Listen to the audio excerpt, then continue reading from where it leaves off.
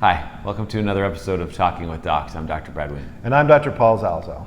Today, Paul, we're talking about an interesting topic, post-operative recovery from a total hip replacement. Yes, and we're talking about the immediate post-operative. Like the first week or so, and actually we released a video a little while ago about what to expect on that first day after your total knee, but we felt that it was appropriate now because you have some very intimate personal experience with hip replacements that you could share some insight for Real us. life experience. Did you have a hip replacement, Paul? I did not. Okay. But a family member did, courtesy of you. Thank you very much for doing so. And she is recovering at our house. Okay, excellent. Excellent. So I've been able to see firsthand what it's like when you come home from the hospital with a brand new hip replacement. Okay, so we've talked about this before. In 2022, you're probably going to stay in the hospital either one night or potentially no nights. You might go home the same day. Yes. And when you go home, what happens when you go home? There's some things you got to keep in mind, right? Okay. Some things are obvious. Okay, like? You're going to need help. Yes. Okay. This is a tough one to do on your own. Okay. If you can at all have someone around to help you, that would be wonderful. Okay? I was doing a consult yesterday. The guy's like, "Look, can I drive home?" I'm like, "No, you can't drive home." For a lot of reasons. You're Yeah. going to be on medications and such. But yeah, so the main thing is you want to know, is someone going to be around to help you? For sure. Okay, because you're not going to be as mobile. So you need help getting up to go to the washroom, you need help getting your food, getting water, getting Right. your medications.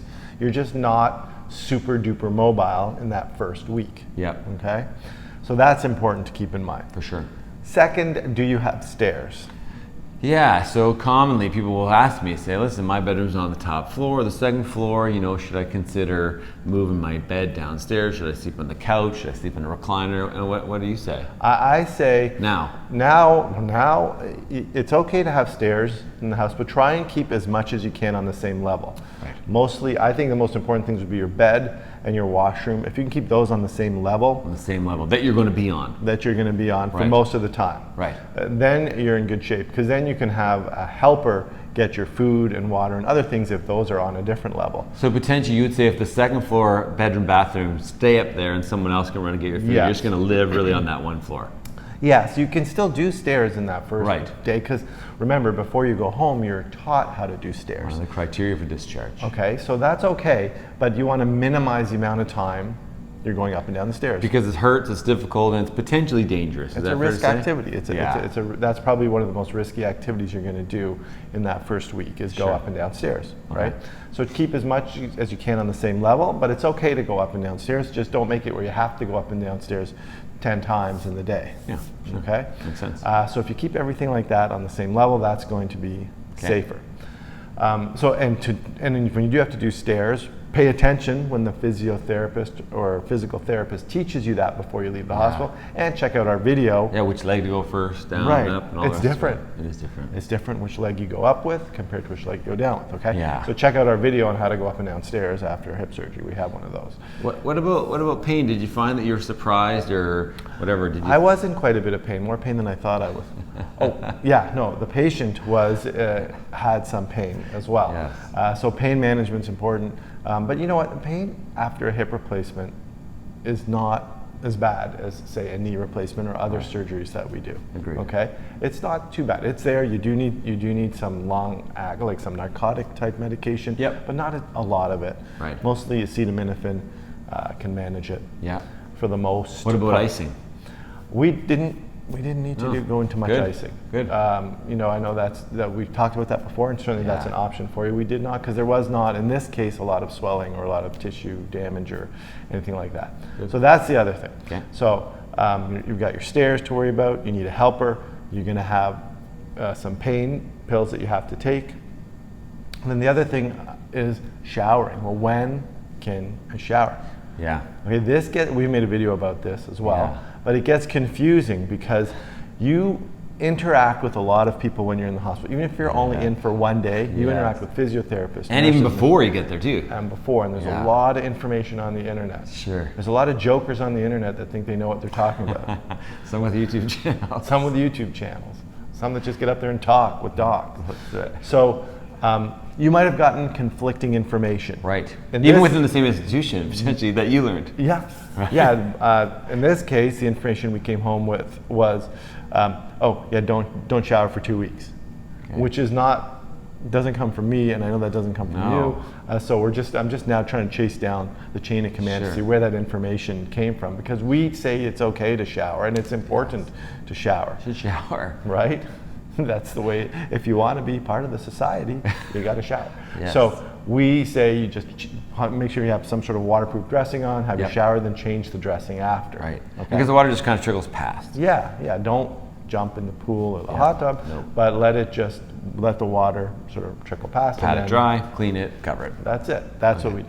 So you've got the stairs issue, you need a helper, you've got your pain pills, you got to get your information straight, okay?